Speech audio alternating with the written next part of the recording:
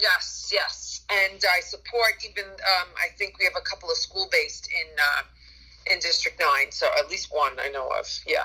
So I support that too. So I'm going to just go through the whole process because everybody comes in at different levels of interaction with this process. So if you will indulge me, I'll go through it all, and then we'll take questions at the end. One thing you should know is that yesterday, myself, Tiara, and the APAs, which are the academic policy people for District 9, had a meeting with the superintendent, her staff, and all the principals. There were actually 115 people in the meeting, so I think it was more than just the principals. And we went through this whole process, and to answer the question that was asked right before I got here, they were told to expand their ways of capturing participation. So, and I'll talk about that as well. But so you're getting an abbreviated version of what they got yesterday, so it's great because we'll all be on the same page. Okay, so we are not calling it attendance in this time because attendance is fundamentally, I see them, they are in my presence, I know that they are well, they are under the supervision of us as the DOE pedagogues and staff. So to say that this is attendance would be a bit of a misnomer.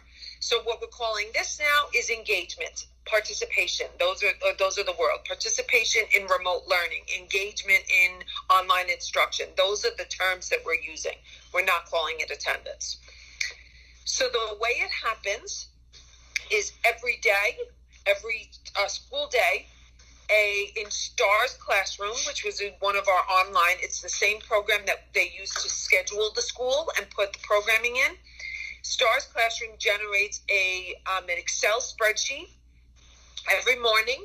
It is downloaded by the person at the school. Every student in the school is on that list. It can be organized by class, by alphabetical, by grade, or however the school wants it, they can change that up. So every day it is downloaded. So for today, Thursday morning, it was downloaded. And by 3 o'clock the next day, it has to be uploaded with the recording of participation for the previous day. So Thursdays was printed out generated this morning. It has to be uploaded back Friday by 3 o'clock, right? They give you 36 hours for a reason, or about 36 hours for a reason.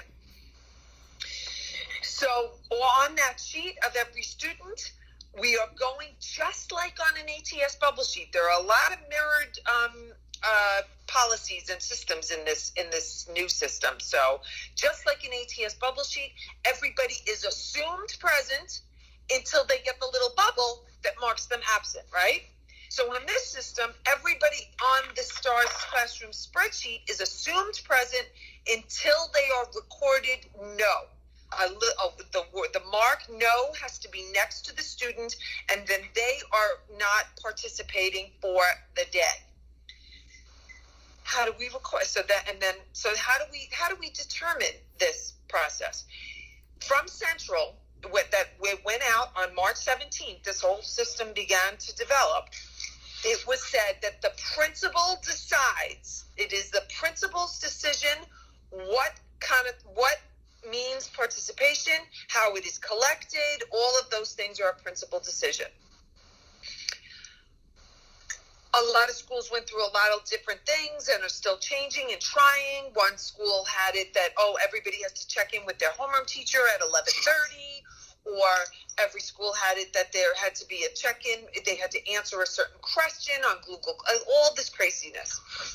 And so what we talked about yesterday, the office talked about yesterday with the principals, is that participation we shouldn't narrow the decision, the participation, to one check-in or one question or one time. We should make it as big as possible to capture as much as we can. So what we're saying is, if you have a 24-hour period that is Thursday, right, and you get any interaction from that child, this is what was said by the office yesterday, doesn't necessarily mean only work handed in, could be a guidance conference, could be related services counseling, could be any interaction. The app has went as far as to say just talking to the school aide that's in charge of calling talks to the parent on the phone. We had some kind of engagement on that day, so we are going to keep that as a yes. It's those students who have zero contact, we get nothing back from, no check-in. One person went as far as to say 2 kids were on Google Classroom talking to each other, not engaging with the teacher, but they were talking to each other about the assignment and what to do in the assignment, and that school counted as participation. And I highly suggest that we do that, because let's broaden the definition. So to answer the question is, we should be, look, teacher sends out the assignment, let's say 9 o'clock in the morning. She says, here's the worksheets, or here's the things I want everybody to do today. And by 3 o'clock, she checks, and 75% of the class hasn't filled them in. But at 7 o'clock, at 9 o'clock, there were things filtering in. And she got, by the following morning, she was up to 98% of the class handed in the assignments. I count that as participation for the day. Because some children, younger especially, if their parents are essential workers, first responders, and they're out there and at work all day, and they come home, those kids aren't maybe not capable or not interested, right, of doing the work when they're home with their babysitter or home with Nana. And so when Mommy gets home, she has dinner, and then she says, all right, get out those books. Come on, we got to do this. I just saw this. And then they hand it in. Heck, that's participation.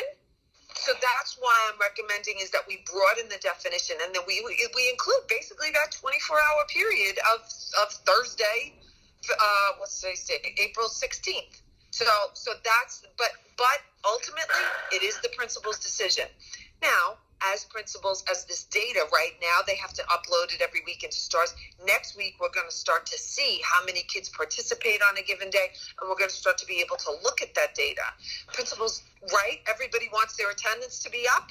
This is going to be like that. So I believe that all principals are going to expand their definition of participation. So now we've gone through the logistics of what the system is and how do we determine who's participating. Now let's talk about once we have that data. I spoke to the principals yesterday about taking your students and putting them in 3 buckets, 3 tiers to address this head on. And that term tier, that use of the word tier is used a lot lately, so forgive me for overdoing it. But Tier 1. Tier 1 is going to be all the students who we have regular contact with and are regularly engaging in learning. Regularly, not just necessarily at 10 o'clock when the teacher's online, but they are every day regularly engaging in learning. And they are submitting assignments, and they're progressing and participating in instruction. That's Tier 1. Tier 2 is the students who we have contact with. I can pick up the phone and get Mommy. I can send an email and get a response or a text, but the child is not engaging in learning.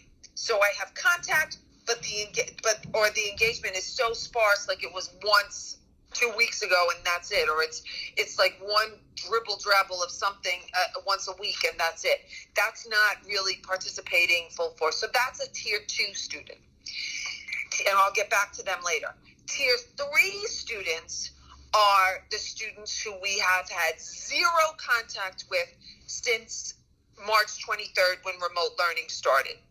They're the ones that are keeping us up late at night. They're the ones that the superintendent is panic-stricken about, and your principals are probably worried about, and you're definitely worried about because, hold on, I got a text. Oh my goodness, no way, I need longer. I just got that wrapped up, and they're not going to happen. So you can all sign off, but I'm going to keep talking. So Tier 3 are the students that we have no contact with and we're getting nervous about. Those are the people, those are the kids that are going to stay with your attendance teacher. You've already done the school, God willing, please, I hope, fingers crossed, are doing the due diligence to get in touch with them. When you've exhausted all of your resources, the teacher continuously tried, this office staff who is now missioned with making contact, they can't, then it becomes, that is the top sole priority of the attendance teacher right now, is to make contact with the zero contact students. And they have a whole bag of tricks that we don't even think about, that they're going beyond the email and the phone call. They have a way to get different numbers. They have different avenues. They have different people to contact. So hopefully they're going to make that contact sooner rather than later. Once they do make contact, they're doing two things. They're referring the family back to the school, and that could be you. That could be the counselor, who they're going to say, contact the counselor and they'll help set you up. It could be the tech guy who's going to help them with their device.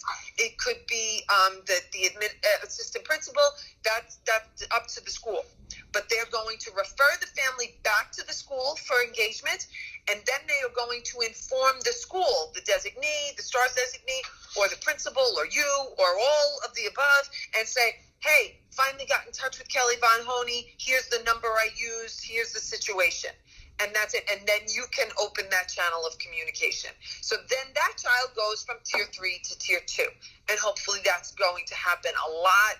Some schools have some kind of big numbers in District 9, so we need to really drill down on that number. Back to tier 2.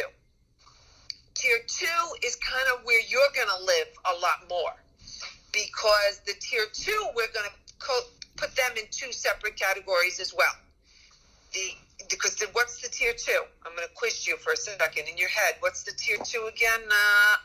Tier 2 are the kids that we have contact with but are not participating in learning, in instruction. They're not engaged. Right. So we are, those two categories in there are the cannots and the will nots. There's two, right? There's a big difference in that. Uh-huh. The cannots are the kids who don't have a device yet, or the device isn't working because I don't have Wi-Fi, or the device, I had a device and the device broke, whatever that is. The other cannot is sickness, right? In this horrible age that disaster we're in, some kids are getting sick, God help us. Parents are sick, grandparents are sick, people are in the hospital, people are not in the hospital. Here, sit down and do this math problem. That might not be their top priority. Some kids will use it to escape the drama. Some kids can't focus on it. So that's a cannot. And you know that better than anybody else. Then there's the will not, right? The will nots are the will nots are, I really like to play video games, and I'm not getting off that Minecraft to go do math. And parents aren't supervising, or think that the kid, I had a case where the father said, no, she signs in every day. Guess what she signed into? Instagram. She didn't sign into her remote learning. So dad just assumed she was on the computer doing what she was supposed to, and you know what happens when we assume. So those kids, Sierra turned on her camera. She's trying to hurry me up. I'm not going to listen to you. I'm not going to look at you. I'm going to put my finger over you. So tier 2, the will nots, that's the communication. You can also address that really well, is you can try to be that other voice, because the teacher is getting frustrated and constantly, why didn't you hand in the assignment? So maybe they just need that other voice that's coming at them as a calming, remember, nobody knows you better than me, because I was a guidance counselor. I was a guidance counselor for 18 years at Jane Addams Vocational High School. So we are the advocates for the child, right? So we're going to come at them as, I know this is hard. What can I do to help you? Maybe give it a try. Come up with solutions, right? Those action plans that we as guidance counselors help them come up with, the school plans, do that with them virtually, remotely. So that's, you're going to help the will nots and the cannots address their obstacles. So that's where you come in. And I log everything. Can you hear me? Is my face bigger, making me any louder? I log everything. This is your documentation. You're working hard, God help us. You're working hard, and nobody can come in your office and supervise and see what you're doing. There's no observation. So the way that we say, you know what, I earned that government paycheck, that steady paycheck that so many people are not getting right now, and we are blessed to get it, we have to earn it, and we have to document that work. You don't want anybody coming back to you in September saying, yeah, what'd you do all those months? You know what I did? Here's my RSI, here's the report on iLog, and here's my 2,000 iLogs. I log the calls, especially the calls that give you fruitful information. Family went to the Poconos with their aunt but they're still working remotely, but they're not home in the Bronx, they're in the Poconos. Put that in. iLog is supposed to take the child and get them from being numbers and data to being the whole person. Put it in there. If you're having trouble getting in touch and you've tried something that didn't work, put it in there, because the attendance teacher is going to look in there to see. Now, I can tell you, because I listen to the attendance teachers, they're telling me constantly, this school isn't iLogging. There's nothing going on. And I try to say, there's something going on. They're just not documenting it. And what do I tell my teachers all the time? If you don't document it, it didn't happen. So don't tell me after the fact that, oh, yeah, I have a notebook full of stuff. Get on ATS. Everybody has access to ATS. If you tried 2 weeks ago and you couldn't get on, try again, because they made it a lot easier. They took off a lot of the restrictions because now they realize we all need it. So try again. Any questions? After my big, really fast here, hurried me up, my fast talk. No, thank you, Kelly. We appreciate you. And any questions? There's got to be questions. I do have a question. Are we going to have access to STAR? No. My school has not given me access to STAR. No. Why do you need access to STARS? They should be sharing that information with you, just like they're sharing it with the attendance teacher. We don't have access. Did I not say that? We don't have attendance teacher and myself. We don't have access to STARS. We absolutely, definitely need the schools to share that information with us. The way I could have looked in ATS to see somebody's attendance, I can't do that anymore. So I need the schools to come in and share those lists of names. Now, District 9 happens to be very good at sharing those names, so bravo. And but we need, if you get a kid off, right? I didn't have any contact with Jack. But now I heard from his mom, and I got the situation. You need to tell the attendance teacher, stop reaching out to them. We have contact with him. Here's keep working on the rest of them. So we don't have access to STARS, and quite honestly, I don't want access to STARS. I want to keep this communication open.